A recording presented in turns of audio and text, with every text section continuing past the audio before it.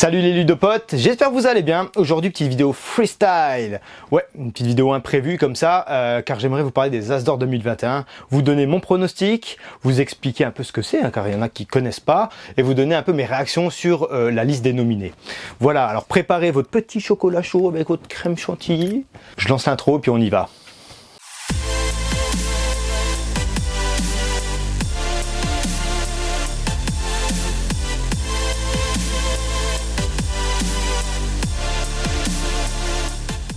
Ça y est, votre chocolat est fumant, vous êtes prêts à m'écouter, à le déguster en même temps? Hop là, une petite poussière, on l'enlève là, qu'est-ce qu'il y a? Donc les As d'Or 2021, qu'est-ce que c'est les As d'Or 2021? C'est une sélection de jeux, hein, voilà, avec des nominations qui vont être donc décidées le 25 février de cette année, donc dans quelques jours. Voilà, et donc le grand vainqueur de chaque catégorie pourra poser le label As d'Or sur sa boîte. Et ça interpelle direct le public, hein. C'est même, voilà, c'est un bon petit label. Ouh, il a eu des récompenses, celui-là, on va l'acheter, on va l'acheter. Il y a 3 catégories. La catégorie du jeu de l'année, hein, en quelque sorte, qui regroupe, on va dire, les jeux simples d'accès, où tout le monde peut y jouer, innovants, beaux, voilà, de l'année 2020 écoulée. Ok. Ensuite, on a les jeux enfants. Les jeux enfants, je vous dis pas ce que c'est, vous avez bien compris, c'est vraiment les jeux pour nos petits bouts de chou. Voilà, et la sélection de cette année, j'aime bien. Plutôt pas mal. Et on a la sélection expert, où là c'est pour les joueurs un peu plus avertis, qui ont de l'habitude de jouer, qui ça ne dérange pas de lire 302 pages de règles sans problème. Donc voilà, les 3 catégories sont présentées. Je vais vous expliquer un peu vite fait les jeux qui sont nommés, hein. Je vais commencer par les jeux enfants. Donc les jeux enfants, nous avons la Maison des Souris. Maison des Souris, ok. Très bonne sélection. C'est un jeu où ça allie mémoire et visuel. Parce que voilà, vous avez une petite maison de souris où vous mettez une boîte dessus avec plein de petites pièces. Alors, ça peut être des clés, ça peut être plein d'autres choses, hein. Je ne me rappelle plus tous les objets qu'il y a dedans. Vous secouez la maison, vous mettez une lumière dedans, et en fait avec vos enfants, vous devez regarder par les trous comme ça. Tac. Ouais, j'ai vu les clés dans la chambre. Ouais, j'ai vu les boutons dans la salle de bain. Voilà. Et puis comme ça, en même temps, vous parlez avec vos enfants. C'est un petit peu coopératif quand même. Et en fait, la lumière s'éteint au bout de quelques secondes. Et vous devez vous rappeler de la pizza. Bon, il n'y a pas la pizza, mais le bouton, il était dans la cuisine ou pas? Oui. Est-ce que là, est-ce que les clés étaient avec les boutons dans la chambre? Non, ils n'étaient pas dans la chambre. Enfin bref, et vous gagnez des points comme ça. C'est assez ludique, c'est marrant, les enfants ils aiment bien. Donc oui, la sélection là ne dérange vraiment pas. La Maison des Souris est plutôt bien. Ensuite, on a Détective Charlie, donc de Loki, et non Loki. Donc Détective Charlie, pardon, je me suis enflammé. Détective Charlie, c'est vraiment un jeu d'investigation, d'enquête, où vous devez déplacer votre petit détective un peu partout pour interroger les témoins et trouver et mener à bien votre enquête en fait, hein. Dedans, il y a 6 enquêtes, ça passe plutôt bien, c'est sympa. Graphiquement c'est beau, le matériel est sympa. Non franchement ouais, allez celui-là on peut le mettre largement dans la catégorie là et il mérite sa place, il n'y a pas de problème de ce côté-là. Ensuite, nous avons notre beau et grand Kraken Attack. Donc Kraken Attack, j'ai déjà fait une vidéo, vous pourrez aller voir en cliquant sur le lien que j'ai mis sur la description de la vidéo. Kraken Attack, c'est un jeu coopératif pour enfants, où en fait vous devez protéger votre bateau du Kraken. Voilà, et ça je l'ai déjà dit dans ma vidéo, mais le matériel il est classe. En coopération, en plus c'est assez... Les jeux en coopération, ça commence à se faire de plus en plus pour les enfants. Et celui-ci mérite mais amplement sa place. Et voilà, vraiment celui-là il est cool, vraiment bien. Donc Kraken Attack pour le jeu enfant. Et le dernier, c'est Dragomino. Dragomino. Alors c'est vraiment un jeu, pour ceux qui connaissent, c'est un King Domino en fait pour enfants. Voilà. Donc c'est le thème, dragon, hein, Dragomino, dragon... On l'a recherché loin le titre quand même, hein. Donc Dragomino, voilà, des dominos en fait à placer. Donc il y a plusieurs paysages, il y a l'herbe, il y a la lave, il y a des choses là. Quand vous mettez vos 2 dominos et que vous créez donc un premier paysage, vous mettez un 9, voilà, qui sera face cachée et que vous retournerez à la fin de votre tour. Si c'est un dragon, c'est un bébé dragon, soit c'est une coquille vide. Donc le but du jeu c'est d'avoir le plus de dragons à la fin en choisissant les dominos qui apparaissent devant vous. Très bon jeu, alors innovant oui pour les petits car on n'avait pas de choses comme ça pour les petits, mais en tout cas qu'est-ce que c'est beau. Les dragons sont magnifiques. Franchement sur les 4 jeux là, 4 jeux enfants pour moi, ils méritent d'être là. Si j'ai un pronostic à faire, honnêtement, je pense que Kraken Attack devrait gagner. Voilà, même si Dragomino, ça va jouer entre les deux. Dragomino, Kraken Attack, c'est les deux meilleurs pour moi dans la catégorie là. Mais je mettrai une petite pièce sur Kraken Attack. Allez, parce que c'est un petit chouchou quand même. Alors catégorie expert, on va commencer par le dilemme du roi. Si vous aimez bien Game of Thrones, c'est un peu le même genre entre guillemets, car vous gérez une maison, vous devez voter des lois contre les autres maisons, donc des lois qui vous intéressent, mais qui n'intéressent pas forcément les autres. Donc en gros, c'est vraiment un jeu narratif. Vos choix vont avoir des répercussions sur le long terme et votre histoire va s'écrire avec vos hauts faits, hein, surtout vos hauts faits, et vos petites fourberies là que vous allez faire dans la tronche des autres maisons. Vous allez voir, c'est plutôt pas mal. Donc voilà, le premier jeu nommé, c'est celui-ci. Ten Grail, c'est le deuxième jeu, c'est le poids lourd de cette catégorie. C'est un jeu, de survie dans l'univers mythologique et légende arthurienne, où là effectivement il faut des heures de jeu, mais c'est un jeu coopératif où il faudra lutter contre vos peurs, etc. pendant toute la durée du jeu. C'est une belle aventure, ça a été écrit, la partie narrative, par un auteur qui a été publié déjà, hein. Donc c'est vraiment bien foutu, mais il faut des heures de jeu. Donc celui-ci, catégorie expert, très clairement, il est bien à sa place, il n'y a pas de souci. C'est le poids lourd de la catégorie, hein.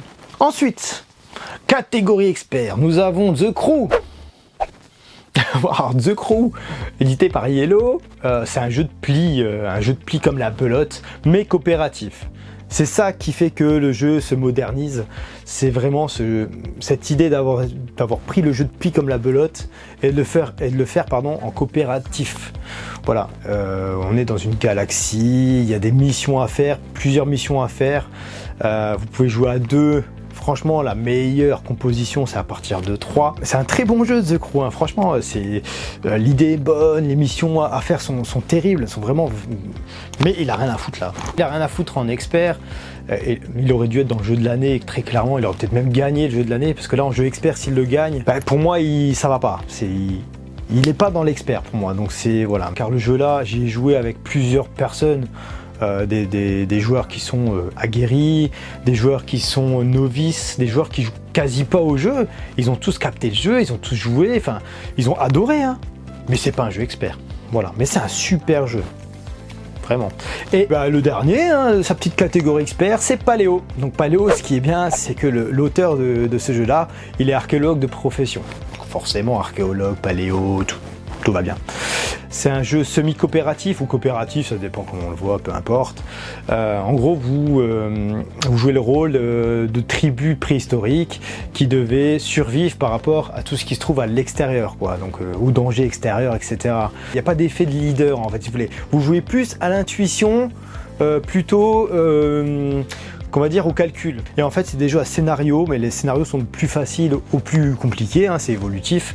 Donc voilà, franchement, le jeu là, il est très bien.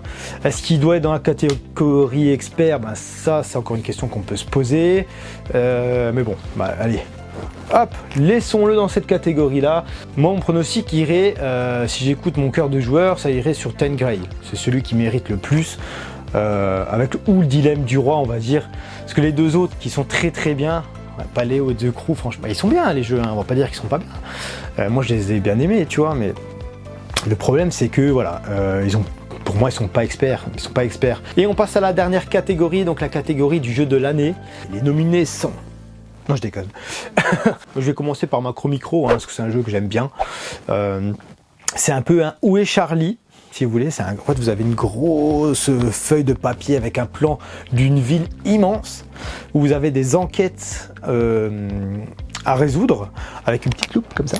Donc tout le monde peut y jouer, hein, les enfants, tout ça, voilà, vous pouvez y jouer et vous devez chercher, en fait, que, par exemple, ils vous disent Monsieur Truc a été assassiné à l'est de l'église Saint-Thomas, j'en sais rien. Donc vous allez chercher sur la ville une église, vous allez trouver le corps Et après, par rapport au corps qui a été retrouvé, il y a des indices tout au long, tout autour, qui a tué, pourquoi, avec quoi, le motif. Il faut tout trouver et c'est vachement ludique, c'est vraiment intéressant comme jeu. Franchement, après avec ma famille, là, on s'est éclaté, on était dessus comme ça, là, j'ai dit mais il est où le truc? Non, franchement, Macro Micro, super jeu, je conseille, il faut pas hésiter. Il était en rupture à un moment donné, c'est normal, mais c'est normal parce qu'il est bien. Voilà, Caro Combo. Le deuxième jeu de la sélection, il est connu sous un autre nom, Kraskariert. Je sais pas si ça se dit comme ça, j'ai mon excuse. Outre-Rhin. Voilà. Il est connu sous un autre nom. Au début, il n'est pas intuitif pour un sou. Hein. Franchement, ça mélange un jeu de pli comme la belote, le jeu de défausse comme le Uno. En plus, tu peux faire des brelans, des carrés, des paires pour gagner.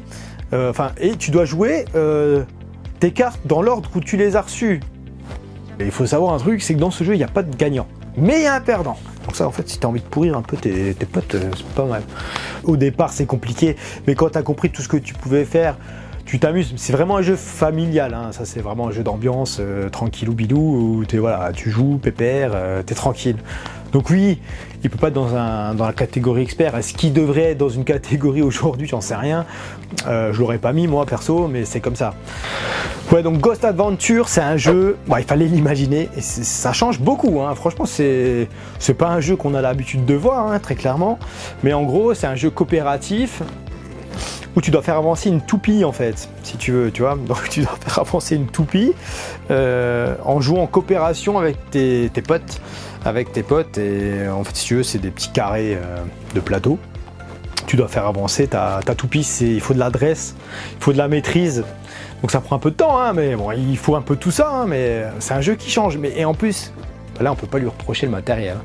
C'est un matériel irréprochable. Il est très beau et magnifique.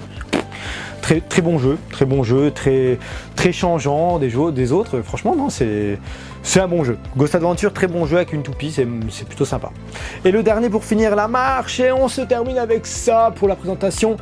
C'est Top 10. Top 10. Alors, si tu veux, tu as un maître du jeu comme limite. Donc du coup, le maître du jeu dit, voilà, avec quelle arme tu tueras le tueur qui est venu te tuer. Et puis les autres doivent dire ce qu'ils ont pensé. Donc si moi j'ai le 1, je dis, moi si j'ai un tueur qui vient essayer de me tuer, je vais me défendre avec une banane. Et puis celui qui est en 5, donc entre le 1 et le 10, c'est compliqué, il doit dire autre chose, mais qui ne doit pas être trop proche de la réalité et trop n'importe quoi non plus. Parce qu'après, le maître du jeu doit dire, parce que lui il voit pas les chiffres que vous avez, hein. En fait lui il doit mettre dans l'ordre après. Toi c'est le 1 parce que tu as dit une banane, toi c'est le 2 parce que tu as dit une cerise, toi c'est le 10 parce que tu as dit pistolet, toi tu es le 9 parce que tu as dit du poison. Enfin, vous voyez le système de jeu. Donc voilà, ce jeu là, le matériel est beau, les jetons sont sympas, il y a des jetons licorne et caca qui sont plutôt... c'est sympa d'avoir des jetons comme ça, comme les jetons de poker, etc. Le matériel est plutôt sympa. Il y a un petit tapis de jeu où forcément quand tu as juste, tu laisses le caca du bon côté, la licorne du bon côté, et quand tu as faux, en fait, tu as un caca qui va de l'autre côté. Rien que comme ça, il a l'air très con comme jeu, hein. On va pas se mentir. Sauf que alors, le petit bémol que je vais mettre à ce jeu-là, il est pas méga innovant, c'est pas un truc qu'on connaît pas, c'est un peu le limite, sauf qu'il faut donner un ordre. Pourtant, c'est un jeu qui peut être sympa quand t'as le bon public. Donc top 10, le seul petit bémol que je lui mettrais, c'est qu'il faut vraiment t'entourer des bonnes personnes pour jouer à ce jeu-là. Parce que si t'as pas le bon public, malheureusement, la soirée peut être longue. Le jeu est bien, il est sympa, ça peut plaire à beaucoup de monde. Voilà. Mais c'est un jeu d'ambiance, hein, vraiment comme les limites, blanc manger coco, les choses là. C'est un peu le même style, sauf que là, tu as un ordre à donner par rapport aux réponses que tes collègues vont te filer. Voilà. Pronostic. Alors moi je mettrais forcément le jeu qui me plaît le plus dans cette sélection, c'est Macro Micro. Voilà. Donc moi, ça sera mon choix à moi. Et par contre, pour mon pronostic, je dirais que ça sera top 10 certainement. Le choix est cornélien. Mais bon. Donc voilà, les gars, comme d'habitude, un petit pouce, un abonnement, un partage, ça me ferait plaisir. Si vous avez aimé, hein, évidemment, le contenu et ce que j'ai dit, n'hésitez pas, partagez-le, allez sur Facebook, partagez toute ma chaîne, faites-vous plaisir, ça me fera plaisir aussi. C'est beau la vie. Allez les gars, j'espère que vous avez fini votre chocolat et qu'il n'est pas froid. Salut!